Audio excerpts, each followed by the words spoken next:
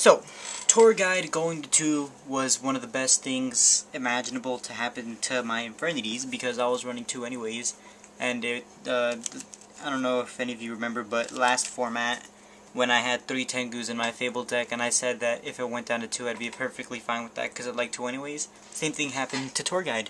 I'm not going to run 3 tour guides, but because I like 2 better, and then what do you know, it goes down to 2. So let's start off with our Infernity deck list. First off, you have the staple triple Infernity Archfiend. Next up, you've got triple Infernity Necromancer. And then double Infernity Avenger. I like to run 2 in case one of them gets removed from play. And just, I don't know, having that extra 1-star tuner helps in case you have too many monsters in your hands. And it helps you get out of those sticky situations. So with these, you have the makings of the Infernity Loop. Next up, you've got double Infernity Mirage. Triple Infernity Mirage will clog up your hand. I know you only run a couple of monsters, but regardless, you'll just always end up having like 7 Mirages in your hand, even though you only run 2. Next up, you've got double Tour Guide. Tour Guide gets you an Infernity Necromancer. You can go into Leviathan, and then you've got yourself a Necromancer in the grave with a 2500 beater on the field.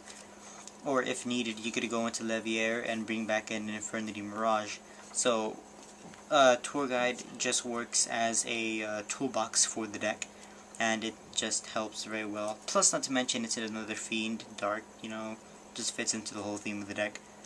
For monster, like graveyard type things, you've got 1 Grepher and 1 Armageddon Knight. Armageddon Knight is for those situations where you don't have any monsters in your hand, and Dark Griffer is for when you like draw him first turn and then it's just like instant graveyard setup. And then I run 1 Stygian Street Patrol because Stygian Street Patrol is nice to have in case you do run into those hands where you've got too many monsters. So that's it for the monsters. I believe I only run like 13, 14 maybe, not sure, I didn't really count. But it's a little bit, which is great for Infernities, because that's all you're ever going to need. Now, this is going to be like one of the only deck lists I've ever done where I do traps before the spells, because I feel like traps are more important for the deck itself, since the deck plays very defensively and then it just explodes randomly. So for setup, you've got double Infernity Inferno. If you get that first hand, you've basically, you know, just set your entire graveyard for the entire duel, and then you just gotta keep drawing everything out. Double Infernity Break. You gotta remove an Infernity card, and I do put emphasis on card, because most of the time I will remove an Inferno or a Barrier, sometimes even Launcher. I try not to remove my monsters, because you really do want your cards in the graveyard, unless you're going for a leviair play. And then I only run double Infernity Barrier, because I found that running 3, you would end up with more than 1 barrier in your hand, and you really don't want to draw barrier, because you want to have barrier when you've got your boss monsters up, but, you know, drawing into it nevertheless is just not a good thing to happen. You've got your Solemn Warnings and then the Solemn Judgment.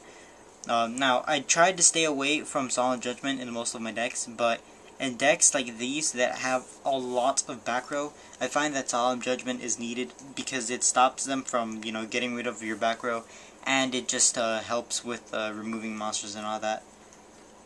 So next up, you've got Double Bottomless. Double Bottomless just because you want to remove their monsters, but you don't want yours to be removed, and sometimes Solemn Warning isn't enough to stop their monsters' effects and all that. So Bottomless Trap Hole is just always nice. And for singles, you've got 1 Dimensional Prison, because sometimes a Dimensional Prison comes in handy. 1 called the Haunted, to bring back Archfiend, get that special summon, and get a search off. And then 1 Starlight Road, because Starlight Road, the same reason as Solemn Judgment, defends your entire back row. And with this deck, you want to start off with 1 monster and 5 back row, because essentially that means you've won. So as you can see, I run about as many traps as I do monsters. It is a big part of the deck, running about the same, because you want to be able to defend yourself, since you're going to be top decking most of the time. Now, for consistency, I run Double Duality. Now, the deck is not fast enough to be able to loop and like synchro and all that first turn, so I find that Pot of Duality is really nice while you're trying to get your setup up. And then on turns where you top deck Pot of Duality, I mean, yeah, it can suck, but you know, that's why I only run 2. And not to mention, it actually got semi-limited, which I didn't call whatsoever, but, you know, I was running 2 anyways, so, you know, it's perfect.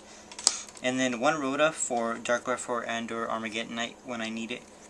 Monster Reborn, Heavy Storm, Book of Moon, and then double MST are all staples. I don't run Dark Hole in the deck because I've run like 17 traps or 16 maybe, I'm not sure, but with all those traps your opponent isn't going to have very many monsters on the field at all times. So I feel like getting rid of 1 monster is easy enough, and Dark Hole isn't necessary. Foolish Burial for obvious reasons. Mind Control, because you have so little monsters, sometimes you want to be able to use theirs. And then Infernity Launcher for looping purposes. Now, for the extra deck, there isn't really much to say. Just make sure you have at least 1 Infernity Doom Dragon to be able to loop it up with your barriers and all that. Minimum 2 100-Eye Dragons, and then like throw in a Void Ogre Dragon and whatever else you want. So that was it for the updated version of my Infernity deck list. I hope you guys enjoyed, and tell me what you think of it, because Infernities aren't really a deck that you see very often, and I want to be able to make it better.